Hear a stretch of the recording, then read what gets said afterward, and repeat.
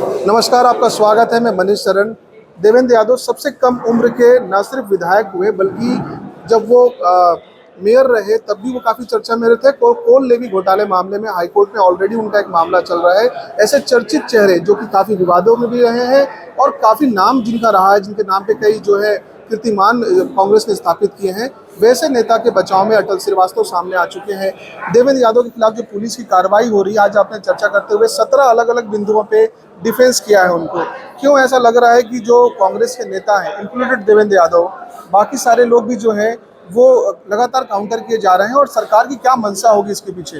देखिए, जो भी बलौदाबाजार की जो घटना हुई है, उस घटना की पृष्ठभूमि में जाइए तो उस घटना में आप देखेंगे कि जब 16 मई को जैद काट दिया जाता है सतामी समाज का, और सतामी समाज दलित होता है, तो आनन फानन में 3 लोगों को गिरफ्तार किया जाता है। और वो वहाँ के भारतीय जनता पार्टी के जिला पंचायत के सदस्य हैं, उनके वो लेबर थे, उनको गिरफ्तार किया जाता है और दो दिन के अंदर उनकी जमानत होती है और उनको छत्तीसगढ़ से बाहर भेज दिया जाता है।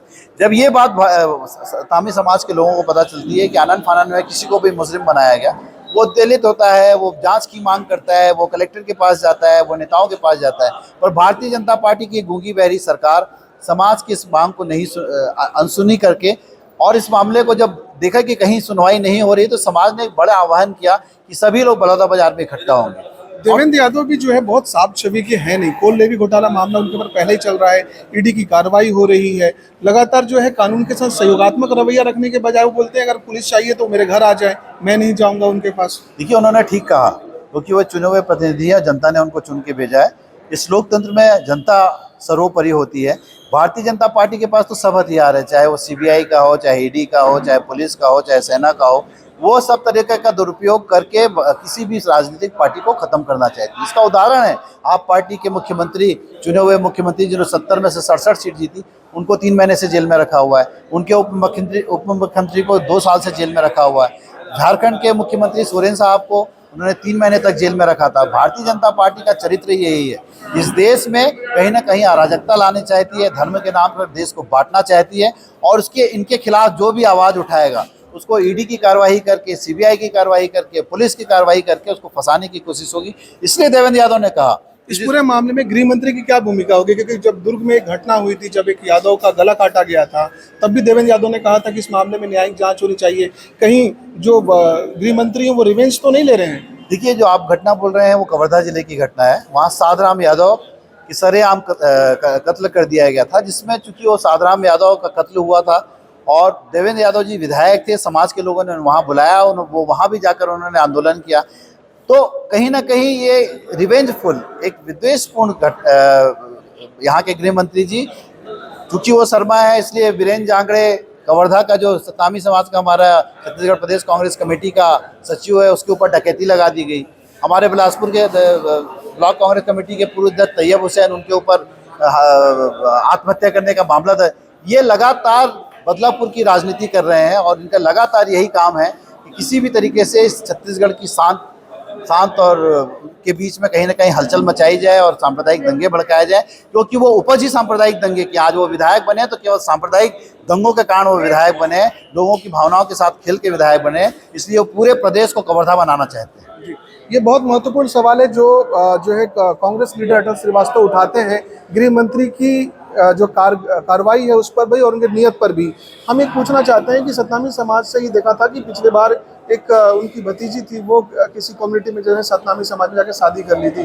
क्या उसका भी कोई रोल होगा? देखिए, मैं जहाँ तक समझता हूँ कि किसी के भी पारिवारिक पर्सनल वाले मामले में मैं कुछ टिप्पणी नहीं करना चाहूँगा, क्योंकि ये उनका बहुत ही व्यक्तिगत मामला है। पर जहाँ तक बात है कि इस साय की सरकार ने, भारतीय जनता पार्टी की सरकार में अनुसूचित जाति, अनुसूचित जनजाति, ओबीसी सुरक्षित नहीं है, और अगर अनुसूचित जाति जनजाति का कोई भी आदमी आवाज़ उठाता है तो भारतीय जनता पार्टी उसके जेल के सलाखों में भेजकर उस आवाज़ को दबाने की कोशिश कर रहे हैं। पर यह अब आवाज़ जब दबेगी नहीं।